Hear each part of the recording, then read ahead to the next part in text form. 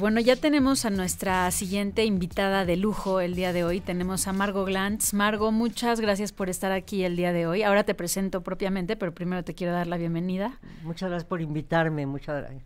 Margo, a ver, voy a tratar de ser breve, pero con tu biografía es imposible porque la cantidad de reconocimientos son impresionantes. Pero bueno, escritora, ensayista, crítica, académica y yo digo que analista de cultura pop muy exitosa, porque además vamos a platicar de tu último libro que tiene mucho que ver con la cultura pop, las redes sociales. 5 doctorados honoris causa, premio Javier Villaurrutia, premio Universidad Nacional, premio Phil Guadalajara.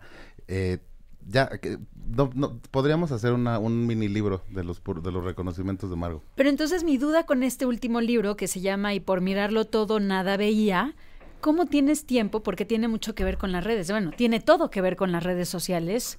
Yo creo que sobre todo con Twitter, me podrás corregir si no, pero y sé que con Facebook también, pero ¿en qué momento ves las redes? Si tienes tanto trabajo con, ¿qué son? 25 libros, ¿a qué hora? Bueno, los hice antes de las redes sociales. Sí, claro. Así que, ahora, bueno, las veo. El otro día, vi una cosa que decía que estuve 3 horas y media en la pantalla y me asusté de mí misma porque dije, qué horror, ya me está comiendo esto, ¿no?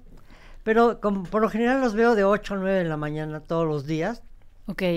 Veo mis WhatsApp, mis Twitters, pienso un Twitter lo más ingenioso que pueda para que tenga yo muchos likes, followers, claro. ¿no? Y últimamente digo cosas más estúpidas y funcionan mejor. No es cierto. Yo leo tus tweets y no tienen nada de... No hay manera de que tú digas algo estúpido, la verdad.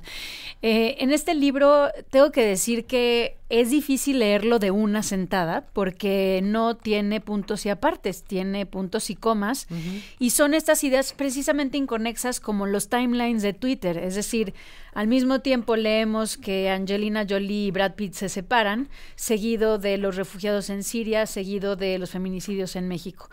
Y me daba esta misma sensación de ansiedad que me da un timeline, porque lo que nos pasa es que no podemos darle la justa dimensión a los temas que importan, ¿no? ¿Te pasa eso también a ti? Bueno, justamente hice el libro por eso, porque de repente me di cuenta de que era imposible jerarquizar las noticias, que te llegaban noticias, un aluvión de noticias, pero estaban totalmente unas tras otras sin que hubiera absolutamente ninguna reflexión. Como tú acabas de decir, lo de Brad Pitt junto a los asesinatos en Siria y los feminicidios, ¿qué es lo más importante? La gente coloca en el mismo lugar, por ejemplo, con toda esta discusión sobre Roma y Yalitza, que si es bonita, que si es fea, que si no conviene, que si el traje que se puso, y eso junto a los asaltos en el metro, las cosas de Trump, la quinta transformación, etcétera, etcétera, ¿no? Claro, yo pensaba, ahora que mencionabas a Trump, que creo que es un poco el paraíso, este aluvión, como dices, de noticias, si les podemos llamar noticias, algunas de ellas, sobre todo los tweets de Trump, pero creo que es como su mejor arma, porque cualquier idiotez de Trump se olvida a los segundos, ¿no? Y de repente sale otra, pero se la come una nota más importante. Pues sí, y además a mí me pareció muy importante utilizar el Twitter justamente por eso, porque se convirtió en un instrumento político de gran importancia, y que aparentemente no lo era, ¿no? Y que, por ejemplo, creó posibilidades de que ganara un presidente como Trump, que está destruyendo totalmente no solo Estados Unidos, sino al mundo, ¿no? Hoy oía yo a Carmen Aristegui leyendo los tweets de Trump sobre México, y como 5 tweets terribles que, bueno, ya sabemos, ¿no? Sí, que como diciendo el muro, que viene el vórtex de frío y que entonces no hay calentamiento global porque viene mucho frío. Esos son los comentarios de Trump, ¿no? Oye, Sí. Por otro lado, Margo, también has dicho que algo que te interesa mucho del Twitter es la posibilidad de que desde el fragmento se pueda construir algo más. Cito textual, dice, lo que me interesa en Twitter es que puedo decir cosas que son muy fragmentarias y que al mismo tiempo son muy interesantes. Sí, Bueno, yo siempre he trabajado con el fragmento, casi todos mis libros son fragmentarios, por eso me costó mucho trabajo que me publicaran, porque pensaban que era un tipo de escritura que no funcionaba ni comercialmente ni literariamente, ¿no? Entonces empecé a publicar por primera vez cosas de ficción cuando tenía 47 años, porque decidí que me lanzaba yo. Nadie me quiso publicar el primer libro, que se llama Las 1000 calorías, novela dietética. Lo llevé a todas partes y era un libro inmenso, ¿no? Que había hecho a mano con dibujos de mi sobrino Ariel, y lo llevaba yo a todas las editoriales y me decían, no, Margo, por favor, este libro, si hubiera sido Gauss, que era un gran filósofo, se los publicaríamos porque él ya tiene un renombre, pero usted no. Entonces lo hice a cuenta de autor, y así poco a poco, con fragmentos he sobrevivido. Que además, eso también a su vez influyó en una serie, en una generación de escritoras y de escritores que hoy están haciendo, digamos que obra que se circunscribe a ese universo, como la misma Valeria Luiselli, por ejemplo, ¿no? Bueno, yo creo que en muchas cosas yo no soy pionera. Si leo un montón de escritores y escritoras en otros países, existe el fragmento hace tiempo. El fragmento existe en el epigrama, en el haiku, en lo que tú quieras. Pero se manejaba como aislado el fragmento, ¿no? Y bueno, yo no creo que haya yo revolucionado, no descubrí América, ¿no? Pero creo que en México fui bastante adelantada a muchas cosas que se han hecho en feminismo. Por ejemplo, ahora todo el mundo habla del corazón, del sistema nervioso, de osteoporosis, etcétera. Yo hace más de 30 años que ya lo había escrito y pasaba inadvertido. Pues sí. Así, bueno, luego el tiempo reconoce los logros, ¿no? Más. Me llama la atención de este último libro, Margo, también lo podrías considerar un documento histórico, o sea, de un momento. Si bien las notas cambian con tanta frecuencia en Twitter, es más, por eso los periódicos empiezan a ser obsoletos, los periódicos impresos, por lo menos, de alguna manera sí es un momento histórico. Estaba leyendo, por ejemplo, momentos cuando escribes que haya jóvenes que descubrieran que se puede producir gasolina de bajo costo utilizando basura y que lo único que necesitan es apoyo del gobierno y nunca lo obtienen. Y de repente pienso, el huachicol. Es decir, es un momento histórico muy importante como registro y precedente de lo que viene, ¿no? Mira, yo había escrito un libro anterior que era siguiendo una tradición, la de Joe Brenner y Georges Perec, que es yo me subía, I remember, y yo puse yo también me acuerdo. Y ya son textos muy fragmentarios en donde al mismo tiempo que planteo una serie de problemas universales, así que me interesan, de literatura, de cultura, de política, etcétera, planteo la posibilidad de hacer una autobiografía fragmentada, pulverizada, como también hago en este libro, porque en este libro hay una cantidad de elementos que tienen que ver con mi autobiografía. Totalmente, sí. Entonces digo, ese tipo de cosas me interesa mucho. Cuando Perec escribió Je me souviens, era como la historia de un momento importante en Francia. Yo trabajo por mirarlo todo, nada veía, 1 año y medio de acontecimientos que son pues perecederos, como los de 1 año y medio se olvidan, sobre todo en el tweet, como acabas de decir. Trump dice cosas y se puede olvidar inmediatamente porque es perecedero. Y luego se contradice y las cambia además. Sí, claro. Pero ahí están los tweets, los puedes revisar, sí, ¿no? Entonces, digamos, sin embargo, como tú dices, tiene algo que va más allá, porque muchos de los elementos que se están planteando son del momento, de una periodicidad muy particular, pero al mismo tiempo están reflejando algo que sucede constantemente y que ha sido una transformación muy, muy, muy fundamental en el mundo, que es la aparición de las redes sociales, que han sido verdaderamente brutales, revolucionarias. El WhatsApp permitió a Bolsonaro, ¿no? Claro. Claro. Al tweet le ayudó muchísimo a Obama y ahora está ayudando desgraciadamente a Trump, ¿no? Y el Papa tiene una cantidad enorme de seguidores y también los presidentes. Yo tengo menos, pero me interesa de todas maneras, ¿no? Casi le llegas al Papa con los tweets. No, querida. Vas, Mike. Oye, Margo, tú también quisiera que nos contaras un poco para quienes nos están escuchando y te leen y tus lectores, lo importante que fue para ti, por ejemplo, el grupo de personajes con los que has ido creciendo, con los que fuiste avanzando, Sergio Pitol, el mismo Mario Bellatín y toda esta, ¿qué tan fuerte o qué tan importante fue para tu trabajo como escritora? Mira, yo pertenezco a una generación que ya casi se ha extinguido, soy como sobreviviente. Cumplí 89 hace 3 días. Sí. Y casi todos mis amigos se murieron. Somos poquísimos los que quedamos. Elena Poniatowska, Felgueres, Rojo, Lizalde, José de la Colina, pero si los cuentas con los dedos. Y todos los demás se han muerto. Yo fui muy amiga desde hace muchísimos años de Monsiváis, que fue importantísimo, de José Emilio Pacheco y de Sergio, que fue mi amigo íntimo y que lo extraño profundamente, y que al mismo tiempo que éramos compañeros de literatura, que hablamos de literatura, que yo los invitaba yo era directora del Mexicano-Israelí, y los invitaba a todos y tenían mucho éxito, pero yo lo que hacía era invitarlos a ellos porque yo no podía realizarme como escritora. No era por egoísmo, pero en fin, también era por generosidad.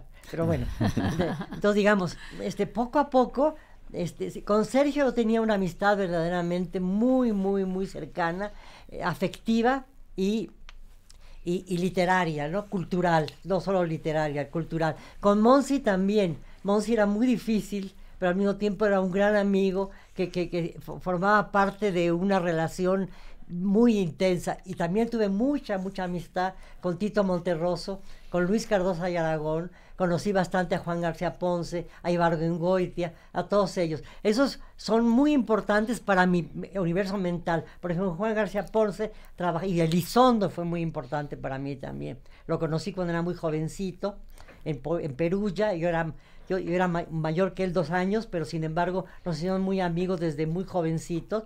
Y fue muy importante para mí la relación con las lecturas con Salvador Elizondo. Por ejemplo, todo lo que tenía que ver con Bataille, ¿no? Y con Klosowski, con el Marqués de Sade, todo eso era muy importante en una época y influyó muchísimo en mi escritura. Fue tardía. A eso iba, que fue tardía, nos da a mí me da una esperanza, no es que quiera ser escritora, no, ni lo pretendo, pero en muchas otras cosas que de repente uno no se da la oportunidad de incursionar porque cree que ya no lo va a poder hacer. El escribir a los 47 años y decidir publicar, y que haya un apoyo para publicar un primer libro, nos da esperanza, sobre todo a las mujeres que estamos viviendo un momento tan importante de transición, y que sé que es un tema que a ti te importa particularmente. Bueno, evidentemente anoche tuvimos una reunión, una mesa redonda sobre este libro que publicó Sexto Piso, que se llama Tsunami. Sí, y claro. Había una cantidad enorme de gente, sí. ¿no? Bueno, y de varias escritoras. Sí, había muchas mujeres, obviamente, pero también había muchos varones, ¿no? Y firmamos, todas firmamos por igual a mujeres y hombres, ¿no? Que todos están interesados, que es un fenómeno que está impactando brutalmente en la sociedad, ¿no? En un momento en que nos encontramos con una cosa muy paradigmática, muy contradictoria. Por ejemplo, la aparición de gente como Bolsonaro o Trump y Pence y todos ellos que plantean volver a las antiguas estructuras, la mujer en su lugar, la mujer casada, que no haya varios sexos, que contra la homosexualidad, la transexualidad, todo eso. Y sin embargo, es un libro que tuvo que impactó muchísimo, ¿no? Como que estamos en un momento muy, muy, muy complicado, porque América Latina se está volviendo fascista, ¿no? Y todos tenemos ese peligro. Y el fascismo, como cualquiera de las revoluciones de derecha, va siempre, primero que nada, contra los derechos de la mujer. O de los minorías, ¿no? Claro. Bueno, que ya no somos minoría, no. Pero podríamos decirlo así. Pues sí, o sea, al final de cuentas, en términos estrictos, según algunos teóricos y teóricas, es la mayoría más minorizada es justamente la de las mujeres. La de las mujeres, ¿no? Porque en números son mayores.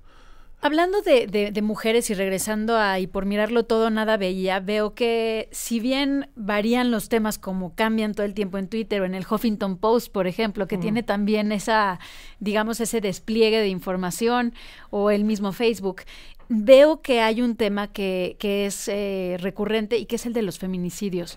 ¿Fue un tema recurrente porque lo encontraste frecuentemente o porque era un interés personal? Bueno, por un lado, es una cosa que todavía estamos viendo, que seguimos viendo. Ahora, por ejemplo, los secuestros en el metro, que las mujeres caminen en la calle y que las ataquen, la brutalidad que hay en el mundo y en México contra las mujeres es algo impactante, que lo encuentras todos los días. Y yo, como muy feminista que soy, me parece terrible que las mujeres no podamos disponer nuestro propio cuerpo. Por ejemplo, me preocupa muchísimo que todavía el aborto no sea absolutamente legal, me parece tan absurdo, y que constantemente estemos con el peligro de que vuelva otra vez a prohibirse, ¿no? Constantemente, bueno, se va a prohibir en Brasil, están peleando en Argentina, claro, en México no es universal. Digo, bueno, en los países árabes es algo impresionante, ¿no? Entonces, digamos, todo este tipo de cosas sigue siendo vigente. Simone de Beauvoir decía, no hay movimiento político, religioso, cultural que innove, que no, bueno, no hay ninguna revolución, o mejor, ningún acontecimiento social, cultural, político, etcétera, en donde las mujeres no tengan que pelear por sus derechos. Nunca, los derechos de las mujeres nunca son definitivos. Hay que estar siempre peleando por ellos. Entonces, digamos, a mí eso me importa muchísimo, y verlo en los periódicos y en los twitters todos los días, pues te importa enorme. Pero creo que en el libro hay muchas otras cosas que son como un hilván textual, que son importantes, ¿no? Sí, veo que, bueno, Trump también está muy presente. Me tocaba Trump en ese momento, ¿no? No, claro, además, veo que también el narcisismo. Porque, ¿por qué te importa tanto? Porque hablas del narcisismo como en todas sus acepciones, ¿no? Narcisos narcisistas, narcisos miserables, ególatras, doblemente narcisos, enanos y narcisas enanas. Mira, cuando lees el Facebook, te das cuenta de que el narciso se ha vuelto verdaderamente un gigante.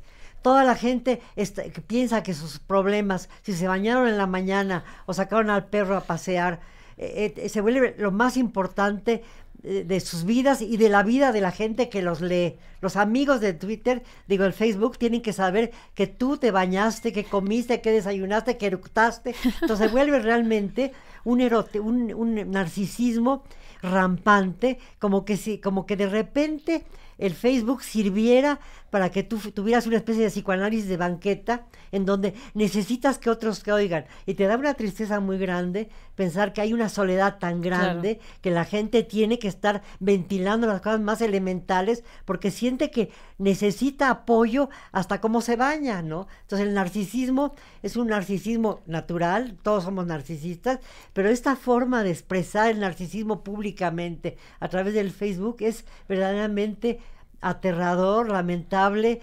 A mí me da compasión también a veces, y me da rabia, ¿no? Entonces digo, por eso también lo pongo en el texto, porque forma parte de las redes sociales. Oigan, que la gente en Twitter está diciendo, Margo, que los del colectivo de Broken English, que son poetas digitales, artistas multidisciplinas, que te aman.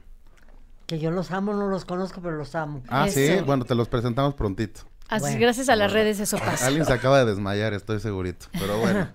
Oye, Margo, estábamos preguntándonos en la mañana cuando preparamos la entrevista si esperabas que sucediera un momento como el que estamos viviendo a nivel global ahorita, con tantas voces levantándose y con una necesidad de más organización que nunca. Mira, estamos, como te decía yo hace un momento, en un momento muy contradictorio. Al mismo tiempo que en un país como Brasil, que parecía que era un país muy progresista, un país tan importante, votan por Bolsonaro, que va a retroceder brutalmente. Antier hablaba yo con una amiga mía que es brasileña, que escribe, que se llama Paloma Vidal, y me decía que verdaderamente están en una situación con un temor terrible de que acaben con la educación pública y que retrocedan en todos los niveles, ¿no? Y al mismo tiempo hay movimientos muy importantes que parecen que van hacia adelante, pero es como estar peleando contra una cosa casi imposible de solucionar. Yo pienso que América Latina cada vez está más en una situación más precaria, y que hay una especie de conspiración, obviamente, de que tiene mucho que ver con la penetración de los evangélicos en el mundo latinoamericano, ¿no? Es decir, bueno, Bolsonaro es evangélico, si uno ve el sur de México está lleno de evangélicos, y eso es una forma de penetración norteamericana en el mundo latinoamericano para subyugar brutalmente. Digo, me parece muy importante lo que está pasando ahora en contra de Maduro, pero al mismo tiempo tengo un temor horrible de que Venezuela caiga otra vez en situaciones absolutamente nefastas, porque va a entrar otra vez un imperialismo brutal. No sé si va a estar, no creo creo que van a estar mejor. Sí, peor imposible ya, imposible, ¿no? Pero de todas maneras es una amenaza, una cosa muy violenta, lo que nos está pasando a todas partes, porque parece que las cosas mejoran, pero siempre hay una cosa muy turbia, muy amenazante, muy diabólica, que como que desestabiliza todo, ¿no? Y quita, rompe con las posibilidades de que las cosas sean verdaderamente más libres, ¿no? Que el ser humano sea más libre, que la mujer sea más libre, que todos puedan, que haya tolerancia, cada vez hay más intolerancia. Y respeto, sí. Creo que tenemos que despedir, nos tenemos que ir, Margo, pero agradecemos muchísimo tu presencia en este espacio. Ha sido un honor. Ya nos habíamos conocido hace muchos años en una cena, en casa de Juan Villoro, según yo, pero la verdad la oportunidad de tenerte acá platicando de la vida, no nada más de tu último libro, de tu última publicación, sino de la vida y de lo que viene. Siempre escucharlo de ti es un gusto. Pues muchas gracias por invitarme, invíteme de nuevo. Siempre. Conste, estás invitadísima. Gracias.